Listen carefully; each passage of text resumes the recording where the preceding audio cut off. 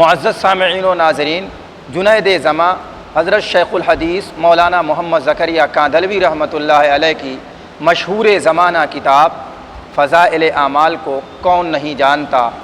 اللہ رب العزت نے اس کتاب کو وہ مقبولیت عطا فرمائی کہ آج پوری دنیا کے اندر کثرت کے ساتھ پڑھی جانے والی کتابوں میں یہ شمار ہونے لگی۔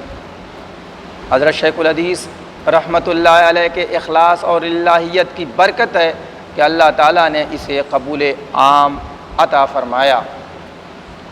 کتنے ایسے لوگ جو دین سے دور تھے، آزادانہ زندگی گزارتے تھے، معصیت میں ان کا وقت صرف ہوتا تھا، اس کتاب کو پڑھ کر سن کر راہ راست پر آئے ہیں۔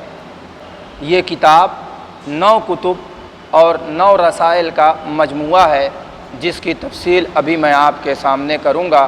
اس سے پہلے میں یہ بتلاؤں کہ میں یہ ویڈیو اس لیے بنانے لگا ہوں کہ بہت سے غیر مقلدین حضرات اور بعض وہ حضرات جو غیر مقلدیت زدہ ہیں، اگرچہ غیر مقلد کھل کر نہیں ہے مگر غیر مقلدین کے اعتراضات سے متاثر ہیں، انہیں بھی اس قسم کا اشکال ہونے لگا ہے۔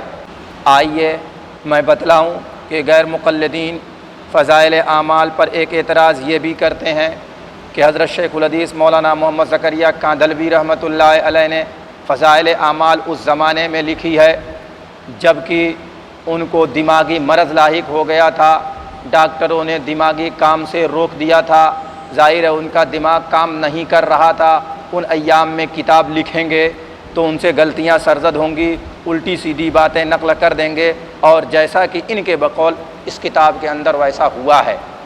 جواباً عرض یہ ہے کہ فضائل اعمال متعدد کتب اور رسائل کا مجموعہ ہے جو مختلف اوقات میں مختلف حضرات کے اصرار پر لکھا گیا ہے، اور سچی بات تو یہ ہے کہ معترضین کو کچھ عطا پتہ ہی نہیں ہے۔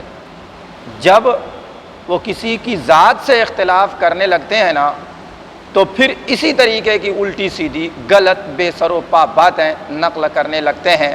حضرت شیخ الحدیث رحمۃ اللہ علیہ کی یہ کتاب 9 کتب اور 9 رسائل کا مجموعہ ہے، جس کی تفصیل میں آپ کے سامنے رکھ دیتا ہوں۔ نمبر 1، فضائل قرآن مجید۔ اوائل ذی الحجہ 1348 ہجری میں اس کی تالیف شروع ہوئی اور 29 ذی الحجہ 1348 کو مکمل ہوئی۔ حضرت اقدس مولانا رشید احمد گنگوہی رحمۃ اللہ علیہ کے ایک خلیفہ تھے، شاہ یاسین صاحب نگینوی رحمۃ اللہ علیہ، انہی کے ایما اور خواہش پر یہ رسالہ تصنیف فرمایا گیا۔ نمبر 2، فضائل رمضان۔ یہ کتاب حضرت شیخ الحدیث رحمۃ اللہ علیہ نے اپنے چچا جان بانی تبلیغ حضرت مولانا محمد الیاس رحمہ اللہ کی فرمائش پر رمضان 1349 ہجری میں تالیف فرمایا، اور اس کی تکمیل 27 رمضان المبارک کو ہوئی ہے۔ نمبر 3، فضائل تبلیغ۔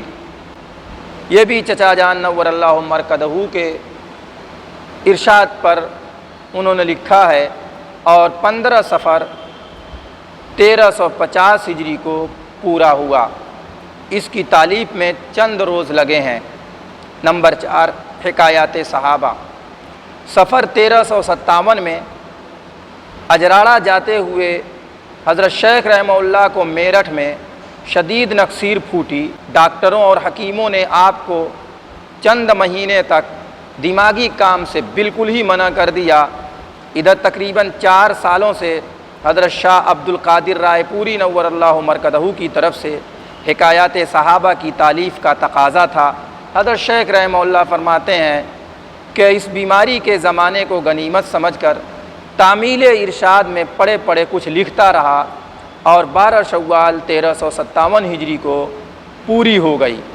گویا صرف حکایات صحابہ نکسیر پھوٹنے کے زمانے میں لکھی گئی ہے۔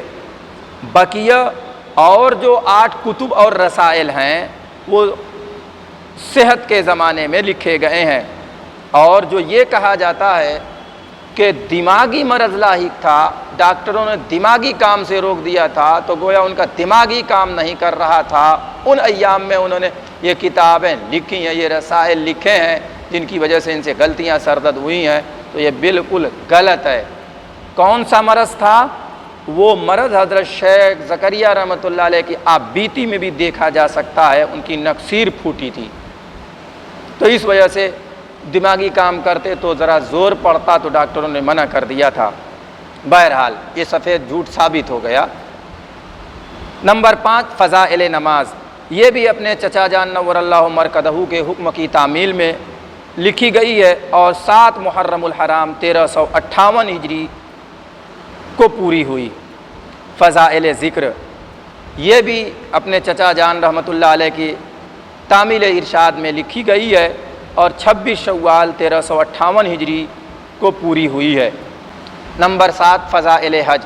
حضرت مولانا محمد یوسف صاحب علیہ الرحمہ کے شدید اصرار اور تقاضے پر یہ کتاب تالیف فرمائی گئی ہے۔ 3 شوال 1366 ہجری کو اس کی ابتدا ہوئی، اور 14 جمادی الاولیٰ 1367 ہجری کو اس سے فراغت ہوئی ہے۔